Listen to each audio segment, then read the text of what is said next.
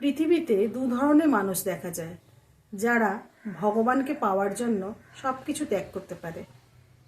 আবার এক ধরনের মানুষ আছে যে ভগবানের ওপরই সব কিছু ছেড়ে দেয়।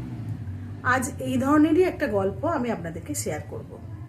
পুরীর জগন্নাথ ধামে একজন ভক্ত ছিলেন, মাধব রাও নামে। তাকে সবাই সেখানে হরি ভক্ত বলেই জানতেন। তিনি বাইরের জগতের সঙ্গে খুব একটা মিশতেন না, সবসময় ঘরেই থাকতেন। তিনি অন্য লোকেদের বলতেন যে ভগবান তার কাছে আসেন, তার সাথে কথা বলেন, তার সাথে খেলা করেন, লীলা করেন, তার অর্পিত ভোগ গ্রহণ করেন। সেই মাধব রাও একদিন খুব অসুস্থ হয়ে পড়লেন। এমনই অবস্থা যে তার প্রাত্যহিক কর্ম করার মতনও ক্ষমতা ছিল না। তখন সেই এলাকার অনেক লোকই তার সাহায্যের জন্য তার কাছে এগিয়ে আসে, কিন্তু মাধব রাও সবাইকে নিষেধ করে দেন। তিনি কারো সাহায্য নিতে চান না। তিনি বলেন, আমার ভগবানের ওপর বিশ্বাস আছে, যা করার তিনিই করবেন। এদিকে মাধব রাও তো দিনে দিনে আরও বেশি অসুস্থ হয়ে পড়ছেন। তখন ভগবান বাধ্য হয়েই ভক্তের ভক্তির কাছে নতি স্বীকার করে নিজে এলেন তাকে সেবা করতে। প্রথমে মাধব রাও যখন খুব অসুস্থ ছিলেন, তিনি তখন বুঝতে পারেননি তাকে কে সেবা দান করছেন। ধীরে ধীরে তার যখন সেই জ্ঞানটা এলো, তিনি অনুধাবন করার চেষ্টা করলেন যে কে আমাকে সেবা করছে। তারপর তার চেতনা হলো যে স্বয়ং ভগবানই এসেছেন আমাকে সেবা করতে। তখন তিনি সাষ্টাঙ্গে ভগবানের চরণে পড়ে গেলেন এবং তাকে বললেন, ভগবান, আমি আপনার কাছে কৃতজ্ঞ, আপনি আমাকে নিজে সেবা করতে এসছেন।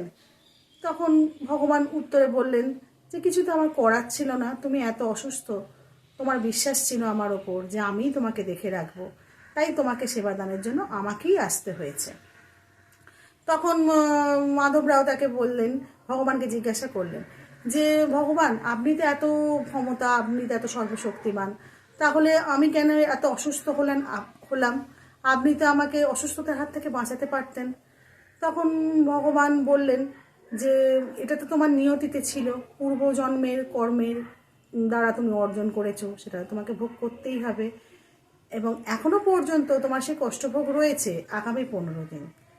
তখন মাধব রাও খুব উতলা হয়ে উঠলেন, বললেন যে ভগবান, আমি তো খুব কষ্ট সহ্য করেছি, আমার শরীর আর কষ্ট নিতে পারছে না, খুব কষ্ট পাচ্ছি আমি, আর 15 দিন সহ্য করতে গেলে আমি আর বাঁচব না, আমাকে আপনি বাঁচান।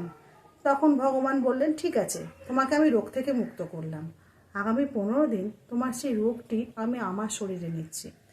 তারপর থেকে মাধব রাও সুস্থ হয়ে গেলেন এবং পরবর্তী 15 দিন জগন্নাথ দেব অসুস্থ হয়ে পড়লেন।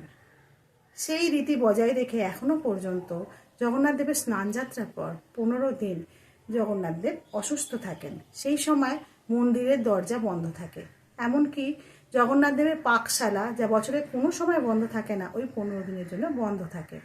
ওই সময় নিত্যদিন বদ্যি এসে জগন্নাথ দেবকে পরীক্ষা করে যান। সেই সময় জগন্নাথ দেবকে আয়ুর্বেদিক ভোগ অর্পণ করা হয়, তাকে ফলের রস দেওয়া হয়, ছানার ভোগ দেওয়া হয় এবং রাতে মিষ্টি দুধ অর্পণ করা হয়। আবার 15 দিন পর যখন তিনি সুস্থ হয়ে ওঠেন, তখন মহা ধুমধামে রথযাত্রার আয়োজন করা হয়, প্রচুর ভক্ত সমাগম হয় সেখানে। এইভাবেই চলে আসছে প্রতি বছর এই একই নিয়ম। সুতরাং আমরা বুঝতে পারলাম যে ভগবানের ওপর যদি সত্যি মন থেকে ভরসা রাখা যায়, তবে তিনি অবশ্যই সেই ভরসা রক্ষা করার জন্য আমাদের কাছে এগিয়ে আসেন।